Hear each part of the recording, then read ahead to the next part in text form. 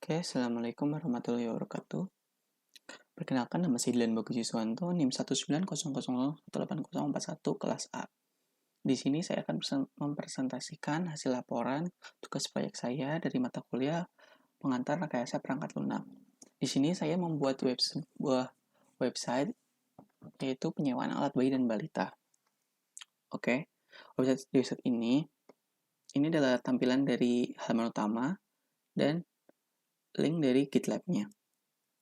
Oke, deskripsi project website ini adalah website ini ditujukan untuk para orang tua yang baru memiliki bayi dan bingung ingin membeli barang atau peralatan bayi lainnya yang dirasa harganya cukup mahal, relatif mahal, dan juga kebutuhan waktu yang digunakan itu cukup sebentar.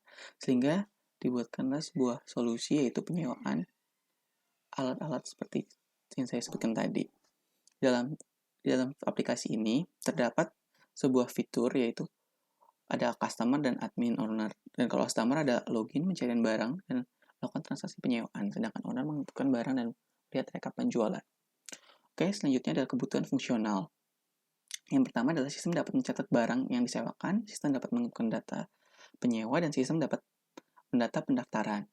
Yang non-fungsional adalah aplikasi dapat dibuka di website atau web browser, dan aplikasi dapat dipahami oleh user lebih mudah.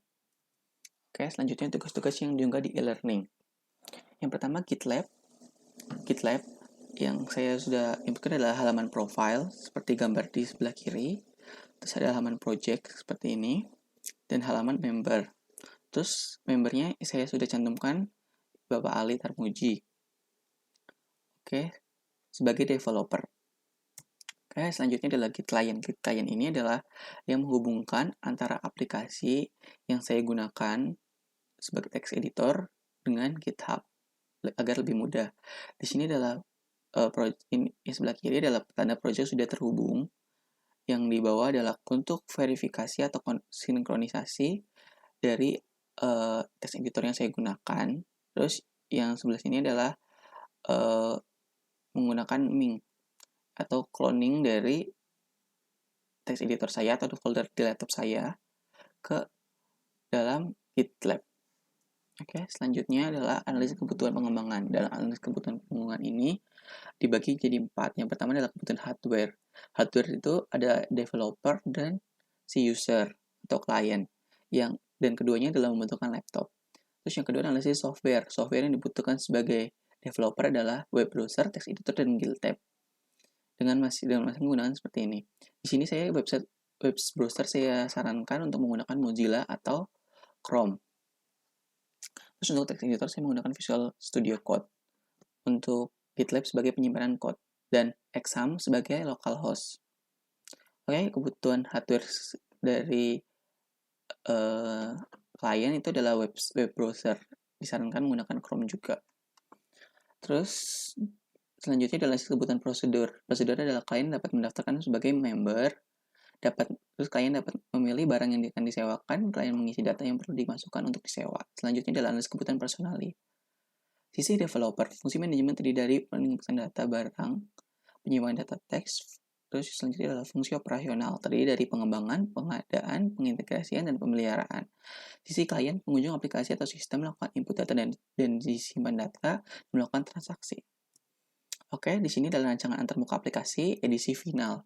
Jadi ini adalah tampilan utamanya seperti ini, terus selanjutnya halaman kategori, selanjutnya adalah produk. Jadi di dalam kategori ini, kita dapat melihat data yang sesuai dengan kategorinya. Dan di sini ada yang warna merah ini adalah data yang barang yang sudah disewakan atau tidak available. Yang warna hijau adalah data yang sedang available atau bisa disewakan. Terus di bawah sini ada menu untuk melihat produknya secara keseluruhan. Nah, di sini adalah halaman produk. Halaman produk itu adalah halaman yang terisi dari hanya kategori saja yang kalian tadi inputkan di halaman kategori. Terus inilah transaksi adalah detail dari produknya. Oke, di sini ada penjelasan code berdasarkan fungsi dan halaman. Nah, di halaman pertama atau login, di sini adalah ada fungsi untuk pendaftaran akun sebagai berikut. Oke, di sini saya ada ada verifikasi dari inputan, terus selanjutnya adalah ada untuk penambahan dari ID-nya, terus selanjutnya adalah ada query untuk menginputkan data. Oke, selanjutnya akun validasi. Kalau akun validasi adalah kita ada menginputkan data email dan password. Selanjutnya kita mencari data tersebut di dalam tabel user. Jika ada, maka dia itu bisa login. Kalau misalkan tidak ada, dia harus melakukan pendaftaran dulu.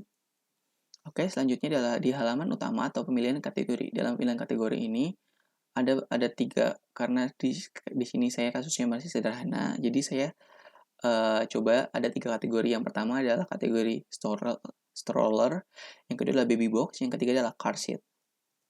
Oke, yang keempat di sini adalah halaman kategori atau produknya. Nah, di sini dari tadi halaman tadi terus dibedakan.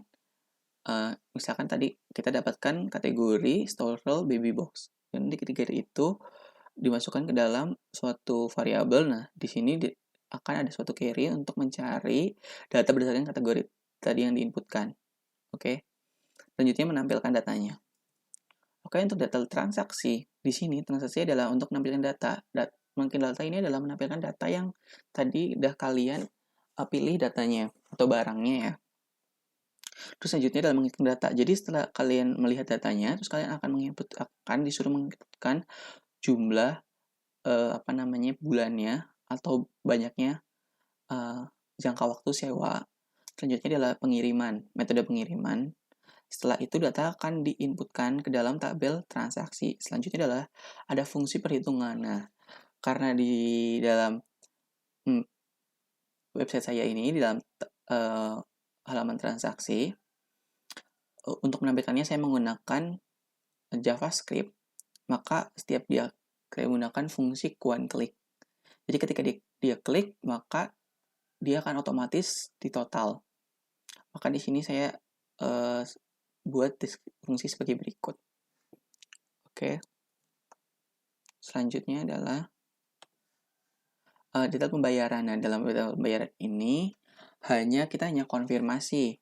Dia melakukan transaksinya itu diantar konfirmasi data yang tadi sudah kalian inputkan. Jadi nanti di situ ada jumlah banyaknya bulannya tadi, terus habis itu metode pengiriman apa, terus habis itu harga barang per bulannya berapa, totalnya berapa gitu. Terus sama nanti ada tujuan pengiriman uangnya itu. Terus selanjutnya ada halaman tampilan. Halaman tampilan ada profile, SDNK dan cara pemesanan. Nah, di dalam profile ini, tampilan ini dia hanya menampilkan, jadi tidak ada fungsi yang lebih spesifik lagi. Oke. Selanjutnya adalah dari semua halaman itu, kita selalu di setiap halaman itu saya kasih sebuah fungsi untuk melakukan verifikasi login. Fungsinya buat apa? Agar setiap kita masuk itu tuh harus login dulu. Jadi di sini ada namanya session start. Nah, dia itu akan mengambil email ketika statusnya adalah login, maka dia langsung bisa masuk. Tapi kalau misalkan nggak bisa, dia akan diarahkan ke dalam indeks atau halaman indeks atau menu yang pertama tadi. Nah, ini adalah fungsi untuk status pengecekannya. Jadi ketika dia dapatkan pesannya adalah gagal, maka dia akan suruh masukkan username dan login. Jadi ini saat kita login tapi datanya tidak terdata di database. Terus yang kedua ini adalah ketika kita melakukan logout, maka dia akan menampilkan Anda telah berhasil logout, dan ketika dia belum login, maka dia harus login dulu. Oke, selanjutnya adalah di sini adalah database dengan MySQL. Di sini saya ada 3 tabel, yaitu tabel barang, transaksi, dan user. Di tabel ini adalah tabel relasinya. Di tabel user terdapat atribut yaitu ID, variabel email, password, nama, nomor HP, dan alamat. Sedangkan di transaksi ada ID transaksi, ID user, ID barang, bulan, total biaya, dan jasa. Selanjutnya di barang ada ID barang, nama barang, harga sewa, jumlah barang, keterangan, foto, dan kategori. Nah, untuk relasinya saya buat ID di user sebagai primary key dan ID user di transaksi sebagai uh, indeks. Selanjutnya di ID barang, di tabel barang, saya deklarasikan sebagai primary key, terus di transaksi ID barang saya deklarasikan sebagai indeks juga. Oke, jadi transaksi sebagai ini. Jadi user sebagai many, barang to many, maka menghasilkan tabel baru yaitu tabel transaksi. Oke, di sini adalah tampilan screenshot tampilan webnya berdasarkan. Oke, ini adalah tampilan halamannya setelah jadi ya. Jadi di kita sebelum masuk ke dalam website ini kita harus login dulu atau mendaftarkan akun. Oke, selanjutnya di sini ada tampilan datanya. Tampilan utama. Terus kita scroll ke bawah nanti ada langsung daftar barangnya. Daftar barang ini ada 3 tadi kan ya. Oke. Selanjutnya di sini adalah ketika kita sudah memilih salah satu yaitu contoh yang contohkan adalah car seat. Maka di sini ada tampilan data produk car seat yang bisa dipilih. Oke. Terus selanjutnya ini adalah detail produknya. Detail produknya di sini kita otomatis ada nama produk yang tadi kita pilih, kode barangnya. Terus kita di sini bisa menggunakan bulan sama pilihan metode jasa pengiriman. Oke, selanjutnya kita milih sewa. Di sini ada total biaya. Di sini adalah keterangan total biayanya berapa, terus berapa bulan penyewaan, terus jasa yang dia pilih. Terus di sini ada harga per bulannya. Pembayaran di sini ada keterangan untuk pembayarannya. Nah, dalam website ini saya contohkan di sini ada biaya deposit. Biaya deposit itu kegunaannya di sini ada keterangannya untuk menjaga sewaktu-waktu jika barang itu terusak. Oke, selanjutnya di sini adalah halaman tampilan, profile, dan syarat ketentuan. Dia hanya menampilkan data saja. Terus selanjutnya adalah verifikasi. Nah, ketika dia login maka muncul seperti ini dan sebelum login akan muncul seperti ini. Oke. Terus analisis pekerjaan project. Berdasarkan waktu, biaya, kendala, pencapaian, dan tantangan masa depan. Oke, di sini waktunya. Waktu yang dibutuhkan dalam proses pembuatan ini adalah akan lebih banyak dalam penyusunan map up untuk pengerjaan kegiatan lainnya seperti biasa dan dalam pengerjaan masing-masing pembuatannya. Untuk biayanya, karena biaya proyek ini masih dalam tahap uji coba, maka dengan hosting lokal dan biaya dibutuhkan hanya data internet untuk mengakses hosting lokal. Kendalanya ada beberapa fungsi yang tidak tercapai dan pengerjaan waktu yang kurang maksimal menjadikan proyek tidak jalan 100%. Ketercapaian dari seluruh fitur yang sudah saya jabarkan di atas, hanya 90% yang terlaksana. Fungsi lainnya tidak dapat dijalankan karena minimal waktu pekerjaan dan beberapa fungsi yang masih belum saya pahami. Tentang masa depan dalam masa pandemi seperti ini, masih banyak orang yang masih meragukan atau tidak percaya dengan penyewaan barang seperti ini karena ditakutkan barangnya tidak higienis atau tidak steril. Oke, kesimpulannya.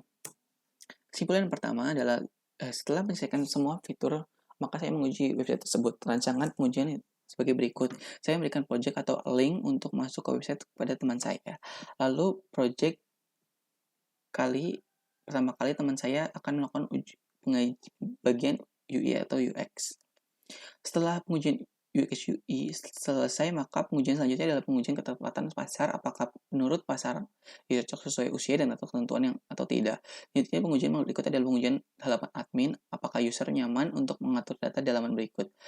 Selain pada website, saya juga melakukan form untuk pengujian yang bisa diisi dengan menjawab pakai A artinya sempurna, B kurang, dan C jelek. Oke, kesimpulan yang kedua adalah maka pendapatan hasil cukup bagus. Penilaian rincian sebagai berikut. Menurut UX dapat diaplikasi memiliki flow yang simpel sehingga kalian dapat mudah melakukan pembayaran. UI atau tampilan sudah cukup menarik sesuai dengan tampilan yang simpel dan memiliki daya tarik untuk mengunjungi website.